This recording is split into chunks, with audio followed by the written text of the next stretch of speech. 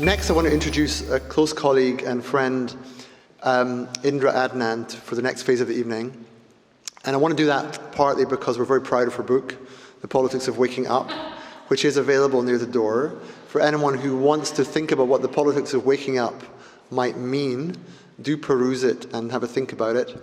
But one of the many themes in that book is a kind of a new politics being a feminist politics in some way, which is not for me to explain, but for Indra to help us with. And I just briefly say, no, I'll say this later, but for now, for Indra, thank you. Thank you, Jonathan. And thank you for mentioning my book, because it's the one thing that I never do. And I'm told that I should. And as part of the way that I'm being on the stage tonight, and although I might usually, and what would be natural would be to deny that there is something feminine about my taking the stage. Even as I take it, I can feel a different sense of what it means to take the stage. Do I enjoy taking the stage? How often do I see the women taking the stage in a spontaneous way? And that's partly why I'm here holding the stage. And I'm going to start the evening, which is really the open mic part of this evening, which ultimately is about you. I'm trying to now open the stage by creating a space into which any of you could step. But because we've only heard male voices till now, I'm specifically going to invite what we're describing as 4 wise women to the stage and make a friendly space for anybody to step onto it. One of the things Jonathan didn't mention is that my role at Perspectiva, recently defined, is that I'm the director of Poiesis. And many people would ask, what on earth does that mean, visiting director of Poiesis? And Poiesis means bringing something into being that wasn't there before. And to some extent, that's the bigger picture of why I'm standing here as a female as well. I'm making a reference to the idea of 3 wise men at Christmas, now giving the space to 3 wise women, but also to invite you to consider how often when we make references to our history, to our common traditions, we're having to really refer to the men who have created the public space for us, and how much of our public space, in fact, has been described by men, led by men, spoken by men. And that when I invite these 4 women now onto the stage, I think of them all as, and this is a word that I'm inventing as I go along, poeticians. They are also poeticians, because as women stepping into the public space, they're going to be bringing a new idea of what the public space might be by simply describing who they're being.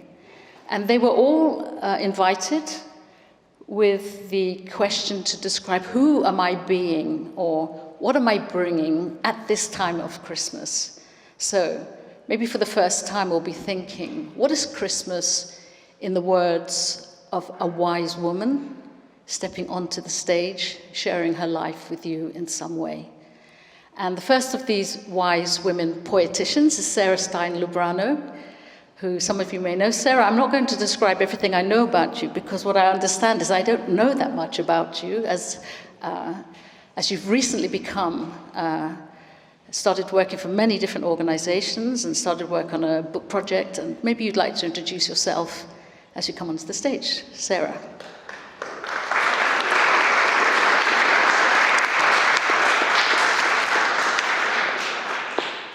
Hello, my name is Sarah. I am a writer, content strategist, and learning designer, and I don't think there's that much really specifically to dig into there, but I will say that I come here partially to share a Jewish perspective about Christmas, and this is what I've come up with.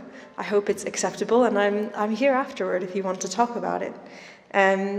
So this is what I have to say. I'm going to take this occasion to tell you what I find remarkable and unremarkable about Jesus as a Jew. If you are a Christian and offended, I agree to listen after and try to understand as deeply as I can. But remember, and honestly I think this a lot in my head when I enter Christian spaces in particular, like this one, I want to say this sometimes to believing and semi-believing and even non-believing Christians. I want to say, remember, I live in your world and not the other way around. I have sung in Christian choirs and listened to Christian sermons and sworn in on Christian Bibles and been graduated from every institution I have ever attended with Christian prayer. Your religion is inscribed in the laws of the state. Your days off are not my days off, but I have lived by your days off in every job I have ever had. I say this all both seriously and lightly. This is the gentle humor with which I and other Jews, especially in America, speak of going to eat Chinese food on Christmas Eve. This is also the nod between the worker at the Chinese or Indian restaurant and the Jew eating the Chinese food. It is not just my life, but my mind that has been adapted to fit the Christian world. Just to get around in this Christian/post-Christian world, I have read many books about Christianity, and I have even come to understand some of the religion's theological details, although of course not all. The reverse, sadly, is rarely true. I understand, for example, that it is really Easter that should be the most holy and celebrated day, but I forgive the focus on Christmas because winter is miserable, especially in Europe, and pine trees and extra lights and sugar at the darkest time of year are nice for everyone, and I will never turn down an excuse for marzipan. Despite my interest in their religion, however, even the nicest Christians I know tend to, by necessity, see my religion as the proto-undeveloped version of theirs. This is historical, institutional, unavoidable, maybe. When I sang in the King's College Chapel in Cambridge, the windows of the building were designed to show that the most sacred texts of my religion were merely a predecessor for the true, developed view of the Christian faith. One has to always be a little suspicious of developmental narratives. They do a lot of work. This cannot help but sting deeply and bitterly to me, and it also, simultaneously, seems preposterous at the same time. Meanwhile, Judaism, of course, has been carrying on over the last 2,000 years, complexifying and deepening like the living, breathing, surviving, thinking, moving human civilization that it is. To imagine Judaism as merely a predecessor is not just hurtful, but it is to neglect the insights, available even to those of other faiths, of the Talmudic hypertextual discussion across time about the nature of the good life and the reverence and awe owed to the world. In recent years, we have collectively, some of us, wrung our hands about decolonizing statues and syllabi, and I wonder what it would mean to decolonize this, the Christian faith itself, so that it might sit with greater humility, a Christian virtue, in its place among the family of man. So this is the first, most bitter part of what I have to say. And try to see it my way. In my religion, we think forgiveness is nice, but we think that justice is the greater virtue. Now I'll get on to my second point. Jews think that Jesus' birth, what we're celebrating now at Christmas, is the least remarkable thing about him. But again, marzipan is wonderful, so here we are. Jews think that Jesus' birth is unremarkable, but I will describe two things that I find remarkable about Jesus, and one thing that I do not, but wish that more Christians did. Here's thing one. Jesus is not a fan of money in a very profound way. Jesus is remarkable to me because his gospel is generally too radical for his followers. Very few Christians I meet are actually interested in giving up their earthly possessions to serve the poor, although I'm always delighted to meet one who is. But Jesus says, if you want to be perfect, go, sell your possessions and give to the poor, and you will have treasure in heaven. Jesus repeatedly tells his followers that money will not save them, that it will in fact imperil their souls. It has always been rather facile, frankly, and I say this as a profoundly left-wing person, rather facile and ahistorical to suggest that Jesus is straightforwardly a socialist. But Jesus rejects, more or less entirely, even the wise getting and spending of money as a central aspect of virtue. This is remarkable, given its contrast with, for example, what Aristotle termed the executive virtue of knowing how to make and give money, and what Jews emphasize in household ethics, and of course what our current society values today. I will show you what I see here as a Jew which is that I see Jesus as a virtuous Jew in ancient Palestine, and that means that I understand him to be a member of a householder religion, one of my favorite new sociological terms. Judaism was then, and it is yet still, from a sociological perspective, a householder religion, which means we tend to base our idea of the good life on the premise that you should keep a household, including at least some material goods, more might be better, that basically you should marry and have children if you can, and that the good life and the ethical life is played out in these grounded familial responsibilities. But Jesus diverges from this, and I think that is profound. And it is profound in part because of another thing about Jesus' beliefs which diverges from householder religions, and this is my second remarkable Jesus point. Jesus suggests a transcendence or even an abolition of the family. Jesus repeatedly reminds us that in heaven there is no marriage. He tells his followers that they should be prepared to even hate and forsake their biological families to follow him, and he asserts that it is those in his circle of followers who are his true mother and brothers. It is from statements like these that Paul derives the assertion that we are all related through Christ as much as through blood, that the most important union for humans to be concerned with is that of the body of Christ as a whole. While it would be cheeky to suggest that Jesus is a socialist, it is not entirely preposterous to suggest that Jesus himself, and even many of the Christians who followed him, are somewhat interested in that most radical and least loved idea in left-wing political theory, the abolition of the family.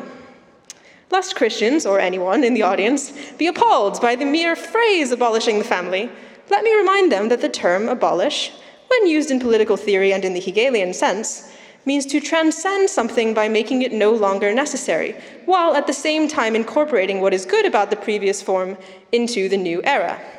The famous Hegelian word is Aufhebung. Again, for those curious, offended, or both, I am happy to speak about this more afterward. But let me be clear, when I speak of this being remarkable for Jesus, I say this with admiration. I think this is an improvement, not unconditionally, but in many ways, on our ethos of householder religions. I even dare to say I think it is the way of the future, both the movement away from money and the abolition, the transcendence of the family unit. I admire this, and I hope that one day we will accomplish this together across many different faiths. The powerful kernel of the story of a bastard child born in a barn, soon to be on the run from the cops with an adoptive father, is, at least in part, that Jesus' expression and conception of what family is, or could be, is so much wider than our conventional idea that it actually transcends the concept of the family itself. There is, in essence, something bigger and better to build together. Finally, here's an unremarkable thing about Jesus. There is one thing that is not remarkable to me as a Jew about Jesus' life and thought, which is that Jesus is mostly concerned with what you do, at least in his teachings that we have written down, and not so much what you believe. I follow a small group of radical Mennonites on Facebook. They are called the Marginal Mennonite Society, and they're great, and you should follow them, no matter what you believe. And recently they posted this quote, which I think puts things rather nicely. Here it is. It says, "Consider this remarkable fact. In the Sermon on the Mount, there is not a single word about what to believe, only words about what to do and how to be. But by the time the Nicene Creed is written, only 3 centuries later, there is not a single word in it about what to do and how to be, only words about what to believe." This is by someone called Robin R. Mayers. I am aware, of course, that Jesus does talk about faith and belief and heaven, although it depends on the Greek translation what faith means. Faith and heaven are in contrast things that the Jews that I grew up with rarely spoke of, or even believed in the case of heaven. But Jesus' emphasis on action is simultaneously remarkable for its difference to the way institutions have since focused their energy and the persecution of others for their beliefs. It is simultaneously unremarkable to me, in that action remains the focus of Judaism 2,000 years later. For Jews, at least as I have experienced Judaism, morality is, in general, its own reward, at most further rewarded by the experience of the divine in that moral act. That Jesus expresses an emphasis on doing is unremarkable to me, but perhaps it should be more remarked on generally in a world where too little good is actively done by believers and non-believers alike. And there you have it in very brief form. This is what these particular starry nights look like to me. Thank you for listening to my curious, potentially offensive thoughts. Let us have a very Merry Christmas and go do the sorts of radical and remarkable things of which Jesus would approve. Thank you.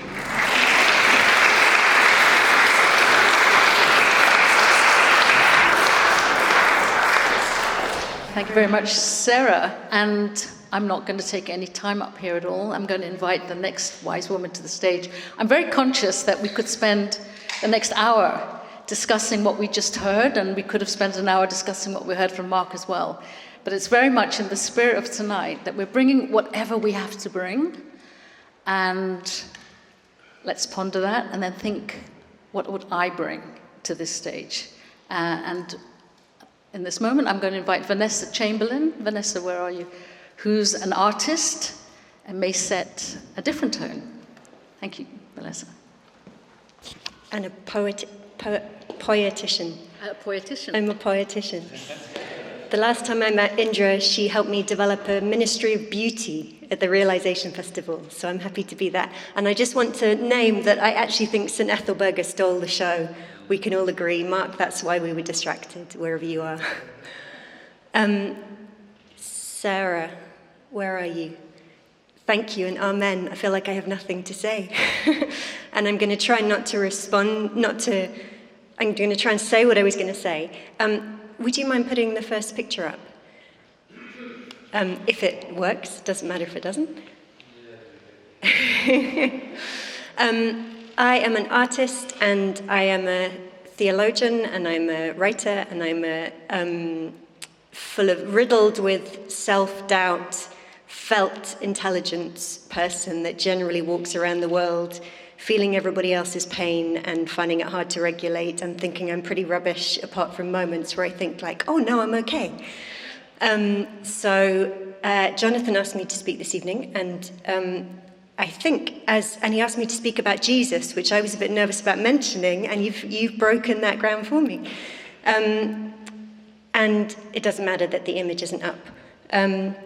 I spend most of my life trying to encourage the church to engage with Jewish scriptures, Hebrew scriptures, on their own terms, and not read it through the what they would call the New Testament. So it's interesting to follow on from you. And I want to start with an image that says yes, which is not on the wall, but I have a neon yes on my wall at home. It's about that big. And generally I don't even notice it. I put it on because I don't have any lights in my room and I hate top lighting. And I put it on and it's just part of my life. But the reason I have a yes is because up a mountain in India 20 years ago, I said the most profound yes in my life, which was not to religion, it was not to Christianity, it was not to doctrine, it was not to tradition, it was not to anything I'd grown up with. It was to an encounter with a presence, with a person that I understood to be Jesus, and was the most beautiful, truthful, good experience I'd ever had in my life. And I just felt like, if I can't say yes to this, what can I say yes to? So I had to say yes. But I did it through gritted teeth, because on my way to India, I had said to this sense of something pursuing me in my life, I will not become a Christian. The one thing I will not do in life is be Christian. And I meant it. And when I said yes, I didn't feel like I became a Christian. And the thing that allowed me to say yes was the fact that I had registered a few days before that Jesus was Jewish. And that was really significant for me. Like, Jesus isn't Christian, he's Jewish. So I only want to say a couple of things about Christmas, one of which is that I think something that always makes me smile is that there are no Christians in the Christmas story, which is quite obvious because Christianity didn't even exist. But I guess by that I mean, I think first and foremost Christmas and the Christmas story should be a challenge to the church and to Christianity to check itself and to figure out what it is saying yes to, and does it align with the humility of this story, where longing, I think longing is the thing that I'm most grateful to the Jewish tradition and to Hebrew scriptures for, the kind of messianic longing that probably does exist in other cultures, but it hasn't existed in mine, and I don't think it's very prominent in Christianity, a sense of deep longing for redemption of all things, which I feel like most of us are really longing for now and seeing the need for. But I don't think the church has done a great job of meeting. But I do think yes, so I get that from the Jewish tradition of this sense of longing. And it was a longing that was met for me up that mountain in India, but I think it's a longing that comes out in the Christmas story, where, Jewish writers are talking about a Jewish baby drawn to a Jewish family.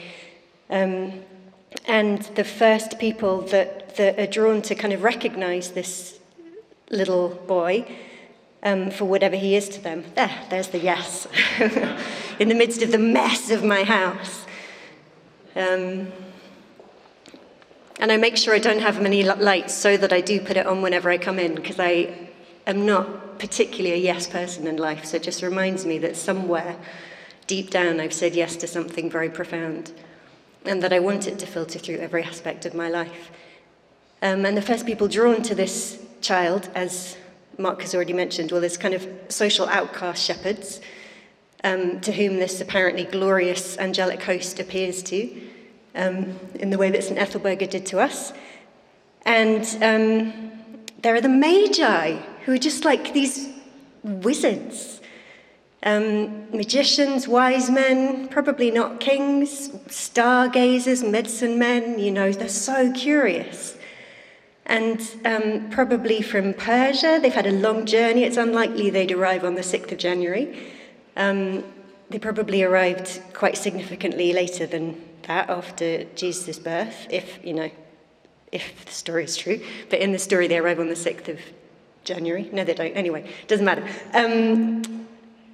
They are drawn through this longing and through their practice of stargazing to follow this star, and they travel a really long way to do it. And when they get there, they rejoice with exceedingly great joy. That's what it says when they see the star stop above the house the shed in Bethlehem. They rejoice with exceedingly great joy. And they go in and they bow the knee and they worship and they offer gifts, and then they have a dream, and then they go back home. And I always feel like, what message did they take? Because it's not like they became Christians. Like, what message did they take? What did they encounter? So I love the strangeness of the story, and that it just always asks questions. And I think it should first and foremost ask questions of the church and provoke questions. And then the last thing I just want to say is that some of my favourite characters, they just appear for a second, but they're these two Jewish prophet characters, Simeon and Anna, who are in the temple. And Anna is 84, it says, and she's been a widow for about 60 years, and she has lived in the temple, and she just prays and worships and lives in the temple. And then Simeon is this other kind of prophet guy. And the thing I love about these two, so they're there to receive Jesus when he's brought in for the kind of standard ritual. I haven't got all this prepared in front of me. When you're born, he goes into the temple to be not consecrated. I can't remember what the word is. But these two are there, and they immediately recognize him as something that for them fulfills their longing. So the words that are used are consolation, like I've been looking, you promised me, like, Lord, you promised me that I would see this. And now I have found this consolation, which we're told is, it's revelation for the Gentiles. So it gives a kind of insight and revelation for those that aren't Jewish. But for the Jews, it's the glory of the Jewish people, which I don't have no idea what that means. But in this story, it's almost like they've already got the story, they don't need the revelation. So that's really curious to me, and I think it's very humbling for the church. But Anna's just this amazing character who is just kind of the fact that they're longing for this and they're waiting for this, and then they see it and they're ready to name it and recognize it and delight in it. And I feel like it's so easy for me to be apathetic and or kind of sharp-edged or distracted.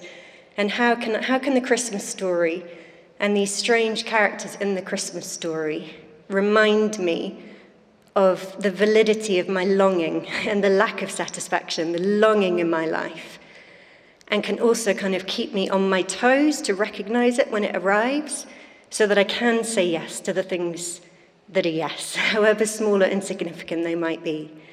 So those are some of the ways Christmas is a challenge to me. Oh, and the second image, is the wonderful Rembrandt painting of Simeon, with the baby, Simeon and Anna, with the baby Jesus in his arms. And Rembrandt was near the end of his life when he painted this. Some of you probably know the painting. And Simeon it says in the scripture, is also about to die, and Anna's 84.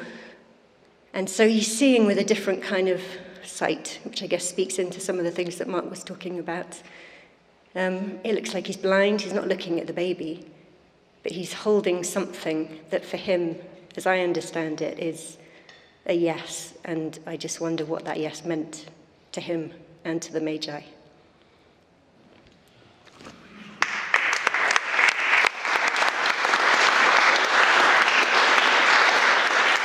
Thank you so much, Sarah, and yes to that. Thank you. And now I'd like to invite onto the stage Dominique Bonarjee Mensch. I'm just getting used to her married name, who I experience as the ultimate poetician, as dancer, artist, doctor in waiting. Dominique, come and share your wisdom with us.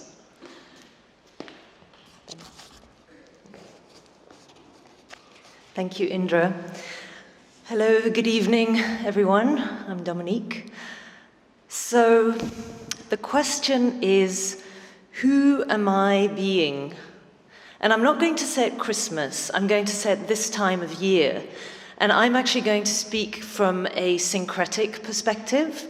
And sorry, I'm wearing my hat because I'm actually really cold in here, so I'm just going to keep it on. The syncretic perspective for me is that I come from a very hybrid background. My mom is French, my father is Indian. We've lived in many different places, so I have been exposed to lots of different traditions over the years.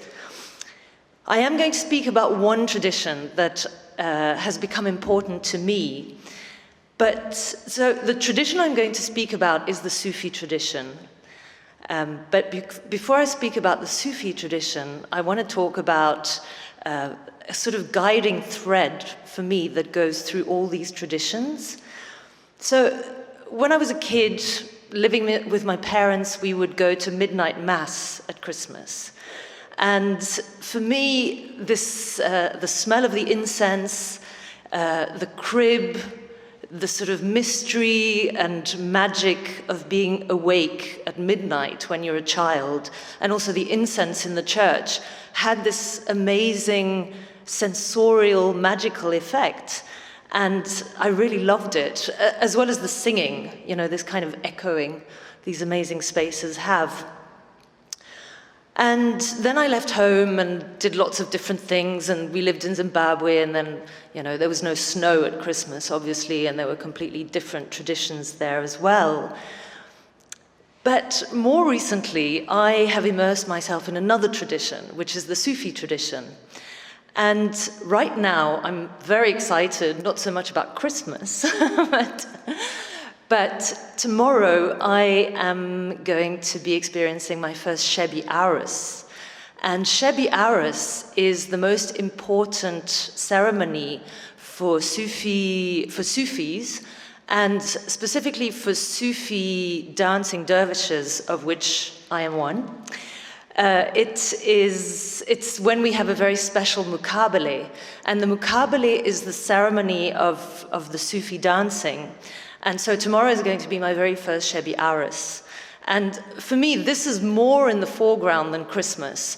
I will be celebrating Christmas with my new Dutch family, and then with my mixed French-Indian everything family after that. But before that, I have got Shebi Arus coming up. So Shebi Arus is not the celebration of a birth, it's the celebration of a death. And it's the death of Rumi, the mystic poet of the 13th century. So Rumi died on the 17th of December, 1273, and Shebi Arus is not remembered as a funeral, it's remembered as a wedding.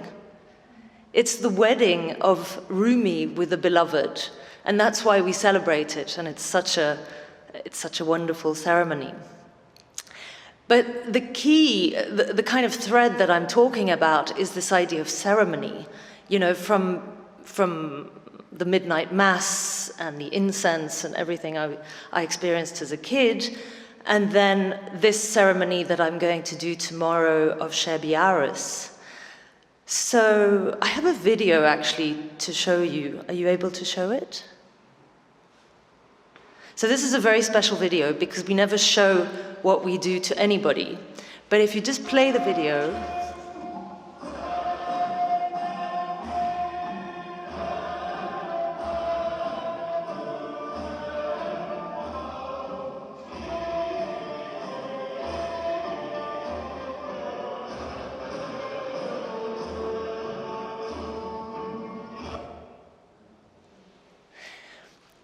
So this is me and some of my fellow dervishes preparing ourselves for Shebi Aris. And so you know, today I was thinking of ceremony and this thread of ceremony that is important to me and that is in what we're going to do tomorrow. And ceremony invokes holiness and sacredness and awe and reverence as well. And then I was looking at a definition on Google, and there was one definition which said, a formal act empty of intrinsic meaning. And I thought, okay, that's interesting as well. But that's not what ceremony means to me. Ceremony, for me, is a matter of time. And when I say a matter of time, I mean the matter of time. That ceremony is about materializing time, and that this materialization of time comes about through the material things that we're doing. And here, this is the materiality of our bodies, that we've been preparing for Shebi Aris for 2 months. The whirling ceremony, which is called the Mukabele, is about whirling around, as you just saw, for 40 minutes with our hands. It's really tough. It's like preparing for a marathon. I mean, normally a mukabele is 4 salams, and salams are different stages.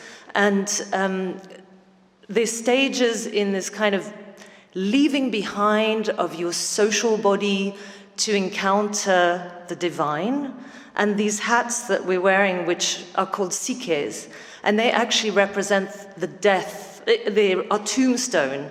So it's the kind of death of your worldly identity. So in a normal mukabele, we have 4 salams, which are these stages of leaving our worldly identities and then returning to our worldly identity as well. But for Shebi Aris, we have 5 salams. And that's like an extra 10 minutes of having your arms up in the air, you know, which is really tough. So what I'm saying about ceremony and this idea of materialization of time, for me, and to answer this question of who am I being at this time of the year, I am being this ceremonial being in preparation. That's what I feel. That I'm preparing my materiality, my body, for Shebi Aris. Even when it's Christmas with my family, I'm preparing food, I'm picking branches and twigs in the garden to make arrangements for tables, I'm cooking, I'm doing stuff like that, or, you know, preparing a table, making it look beautiful, wearing nice clothes as well. But it's the same for Shebi Aris. We've been preparing our robes, we are preparing the hall, we polish the floor, we're all going to bring food to share with each other. So that's what it is to me, whether it's Shebi Aris, whether it is preparing for Christmas, a sort of more traditional Christmas with family, or any of the other traditions, as well as this time between the years, which is from Christmas to New Year. It's this kind of it has a ceremonial quality, and it's about this matter of time, making time matter at that point. And just to end, I do want to read you a poem from Rumi, actually. It's a really great poem. It's very short. But I did want to share, there's this Vedic idea of the Akashic record. I don't know if you're familiar with it, but the Akashic record is this sort of record of all time, endless time, the past and the future. It's the infinite. And the way I think of ceremony is that you can imagine the Akashic record as a big vinyl, but it doesn't have any grooves on it. And ceremony is about making grooves in time in the Akashic records. So for me, it's right now, I'm getting ready to get in the groove. That's what I'm doing.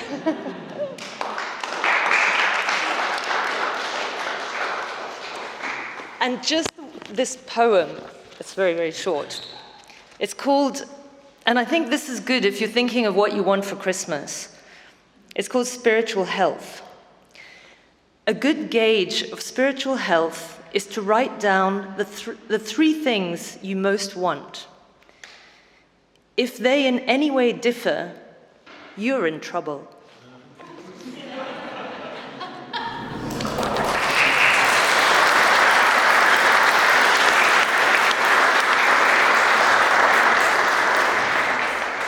That's wonderful, thank you so much.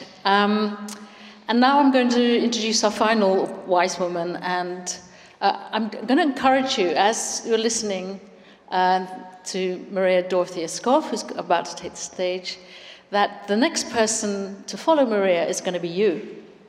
So maybe start to think about who you're being at Christmas and what you might want to share with us and what you're bringing into being at this time. So just to introduce Maria, Maria is my close colleague. She's the co-initiator of the Alternative Global. We've worked together for 5 years. And initially, Maria was very much the person who was the youngest in our midst and our next generation. But she's already brought into the space with us a very new possibility, a new reality. And it's with a very warm welcome to the stage. You might have noticed that each one of the people speaking has a different spiritual tradition, and Maria also has a different spiritual tradition, which she might share a little bit with us now. Welcome, Maria.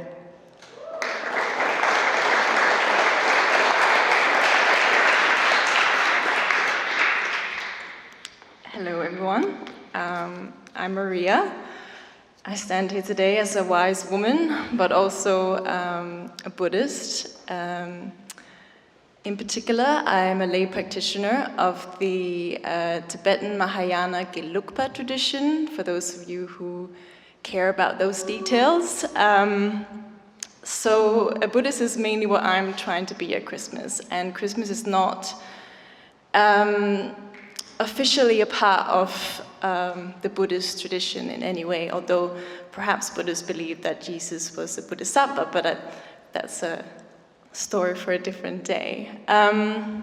So in a way that's good, because that means we can make meaning of Christmas ourselves as Buddhists. And as particular Western Buddhists who find ourselves in this modern Western world where we do mainly celebrate Christmas, we're encouraged to integrate and go along with that. So for me, that has meant family, actually. And I think a couple of years into practicing Buddhism, when I was still very excited and thought that perhaps I was getting close to enlightenment because things were just taking off. To any of you who've perhaps tried to do any spiritual practice and get really excited and it goes really well, and then you have maybe a down period. So I was in that really excited period, and I saw this comic on Facebook, which Eva will put up, which I deeply resonated with.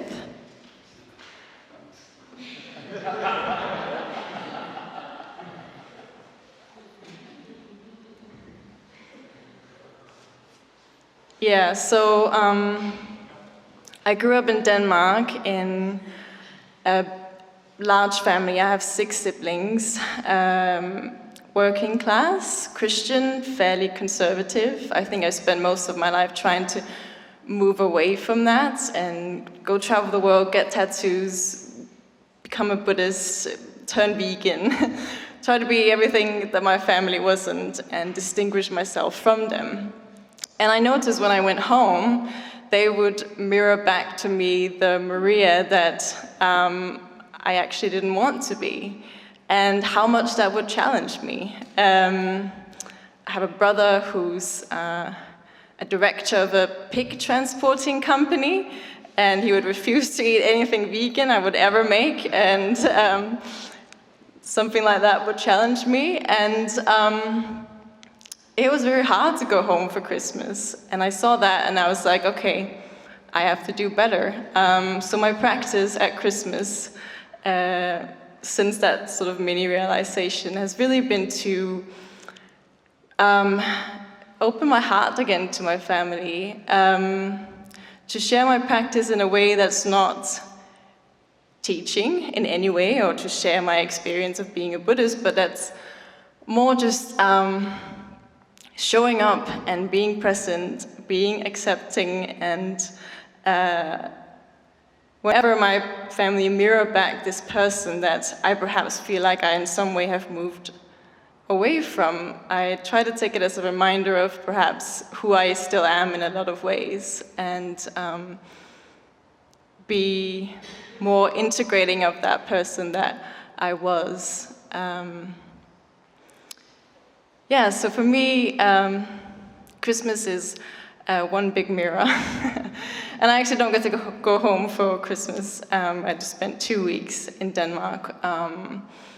And yeah, from those 2 weeks, which were wonderful, but I still definitely have some practice to do. So yeah, that's me. Thanks for listening.